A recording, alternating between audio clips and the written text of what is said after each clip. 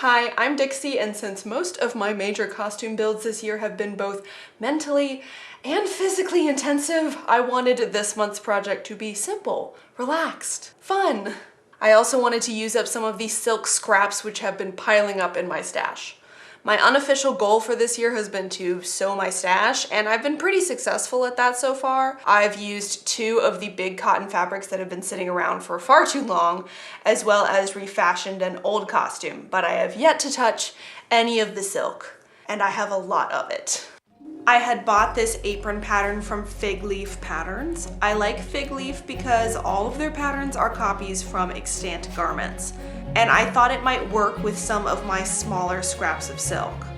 One of my favorite silk pieces was this check plaid multicolor, which I won for free as a prize at a party, but I only had 3 big squares of it, not even a full yard, and it was all pre-cut.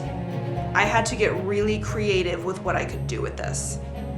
I have a minor obsession with the 19th century trend of sewing aprons, or at least that's what I call them because they're often depicted in fashion plates in indoor scenes where a woman is doing some kind of needlework.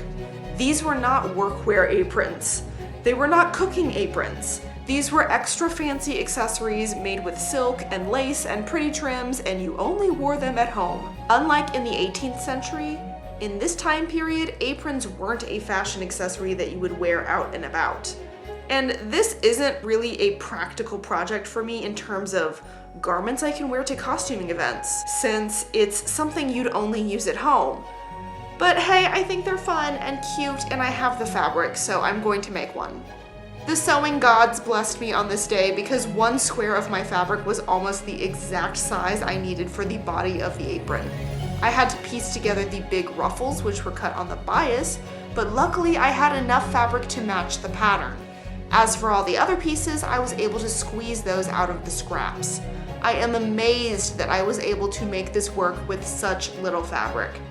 The body of the apron is lined, so I used this linen cotton blend from my stash. It's actually cut from the curtains I made for my old house, so I'm glad to see them getting a new life.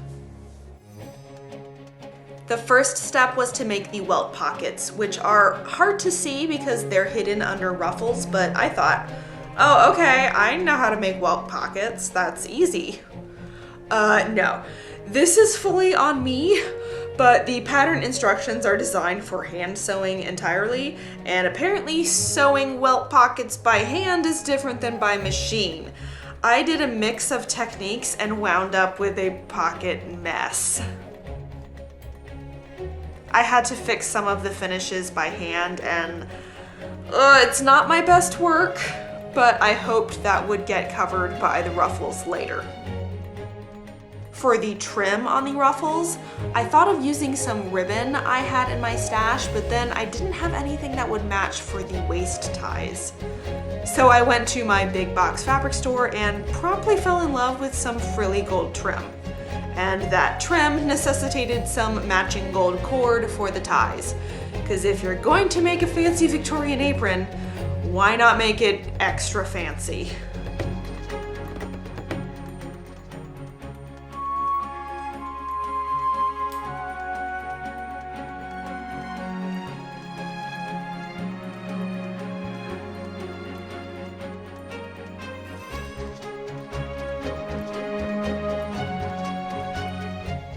I chose this specific apron design because I wanted to mix the straight and diagonal lines in the fabric for visual interest.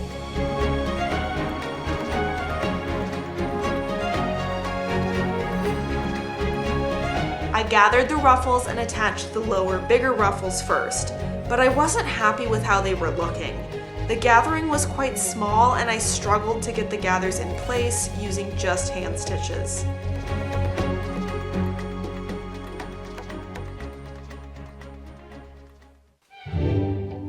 Meanwhile, I had started working on another smaller project, a circular Regency Reticule which featured 2 cardboard-covered circles on each side based on this pattern. There are quite a few surviving examples of this style of bag, and I loved the unique round shape. The medallions are often embroidered, sometimes with very detailed images. So of course, I wanted to try my hand at period embroidery.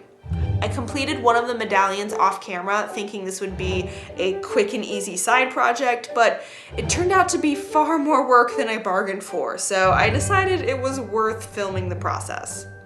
The embroidery design is adapted from prints found in Ackerman's Repository, an early 19th century magazine that features a variety of content like fashion plates, furniture and architecture designs, fabric swatches, and weather reports, and also embroidery patterns.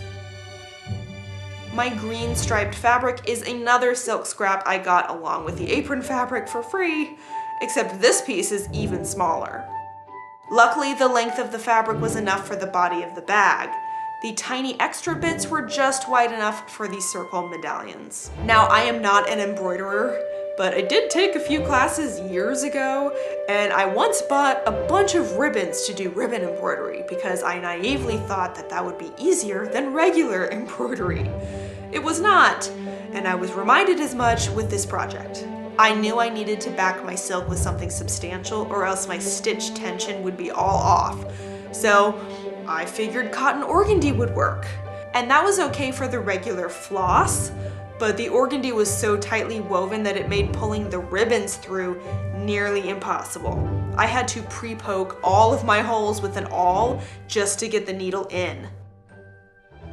And about halfway into embroidering the main flowers, I gave up using the pink ribbon and switched to a narrower white ribbon. And on this second medallion, I ran out of that pink ribbon altogether, so I had to find the closest match I had in my stash to finish off the flowers. I added leaves using narrow green ribbon and tiny seed beads for the center of the daisies. I didn't think to add these until I saw some extant examples of embroidery with tiny beads that look pretty much identical to the modern plastic beads. Finally, I made some continental knots, which are like French knots, I guess. Not that I remember how to make those. Based on what I read on the one online tutorial I referenced, continental knots sit closer to the fabric so they're less likely to snag. The pattern recommends cutting thin cardboard for the backing on the medallions, so I recycled a box. Not sponsored, nor endorsed.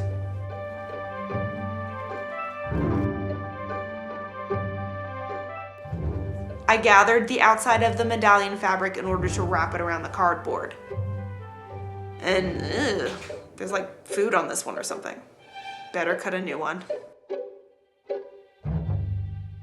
Around this time, I put both projects aside because I wanted to finish the project from last month's video in time for an event. When I picked it back up again, it was vacation time, so I took my projects with me and got a little bit of hand sewing done while I was gone.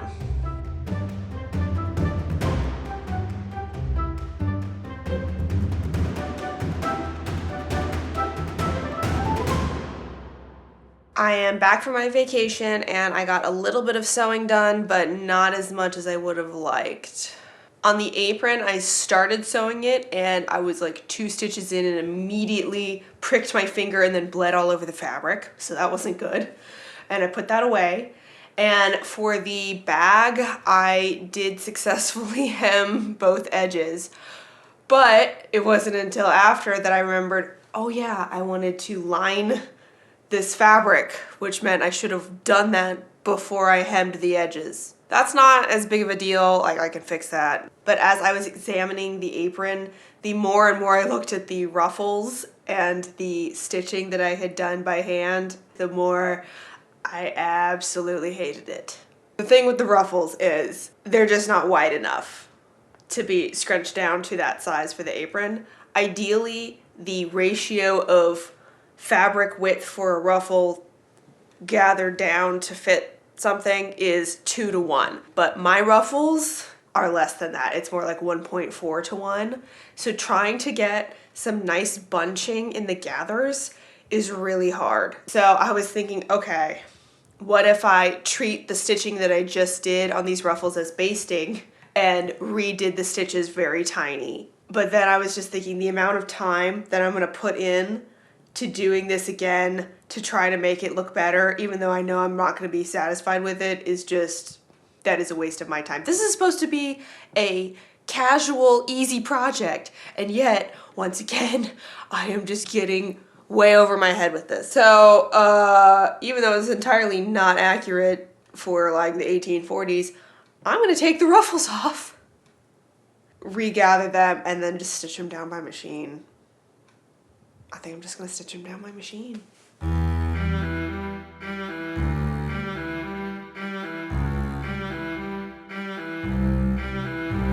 Trying to machine sew the pocket flaps proved difficult because the pocket opening was so small, so I basted them in place before tackling it for real.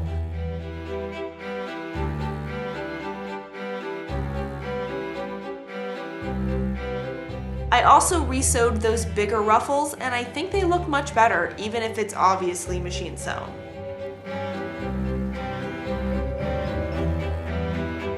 Almost at the end now. I decided to ditch the piping at the waist seam because I was lazy, and just went ahead and covered the waist edge. Except I also didn't follow the instructions for this part because the thick lining made this section bulky, so instead of using this little strip of fabric as a facing, I used it as a binding.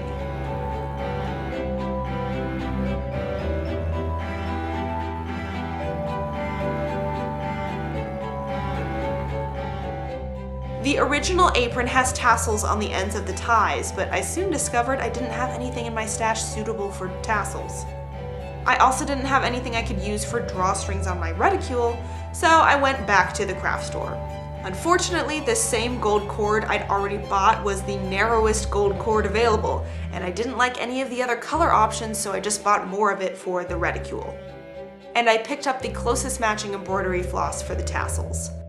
But when I got home, I saw that the color was kind of off compared to the in-store lighting.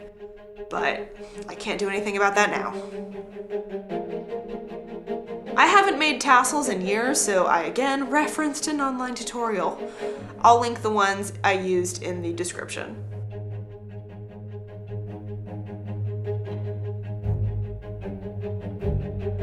Lastly, I hand sewed the cord to the waist binding, which had the added benefit of covering up any poor quality stitching on that waist seam. With the apron finished, I turned my attention back to the reticule. To line the body of the bag, I cut 2 more layers of fabric, one of organdy to give the bag some structure, and one of cotton muslin, and whipped them in place against the drawstring channels I'd already made. And oops, I thought this was just some random cotton muslin from my stash, but no, it was actually the cotton lawn I'd ordered to make curtains for my bedroom. Hopefully the loss of about 12 inches from the tail end of there won't leave me short when it comes time to sew those curtains. Then I gathered both long sides, and here comes the tricky part. I had to hot glue the gathered edges around the medallion, making sure to align everything correctly, and sandwich that underneath the plain lining medallion. But before I added the second set of medallions, I started thinking the bag was way too wide. Like, this feels like a small suitcase, not a delicate little Regency purse. It was as wide as it was tall, and I had envisioned a flatter side profile on this thing. So I hacked off about 3.5 inches from the width, regathered that opposite edge, and once I felt happy with the new size, I glued the other medallions in place. After allowing those to dry, I reinforced the medallions by stitching all the way around the edges, inside and out. The last step was inserting the drawstrings, but when I originally made these channels, I imagined I'd be using much narrower cord. But of course, that wasn't available at the store, so I struggled to get this thick cord in through the tubes.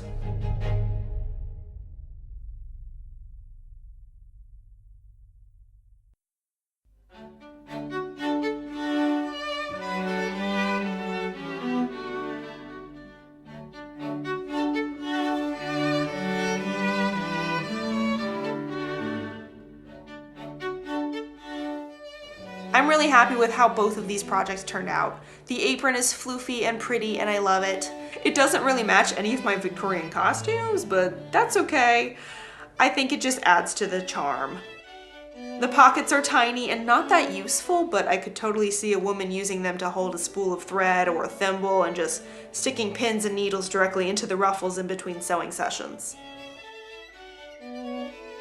As for the reticule, I think this one will see plenty of use in future costuming events. It's so cute and round, I love it. And the embroidery is just a showstopper. I've got to incorporate more ribbon embroidery into my projects from now on. I'm glad I interlined the reticule with organdy because otherwise the thin fabric would just collapse as soon as you stick anything in the bag. If I were to make this again, I would cut a longer piece of the body fabric because that would make for a bigger bag diameter, but since I had limited fabric, that wasn't an option for me this time. Both projects used almost all the fabric I had available for them, so I consider that a success. And that's 2 fewer pieces of silk taking up space in my stash. I still have several more small pieces of silk, mostly 1 yard or less, that I need to use. Leave me your ideas of what I should make in the comments. Oh, and luckily I still had enough of that white fabric to make all my curtains for my bedroom. Thank you again for watching. I'm glad to have someone to share these little projects with. And until next time, happy sewing.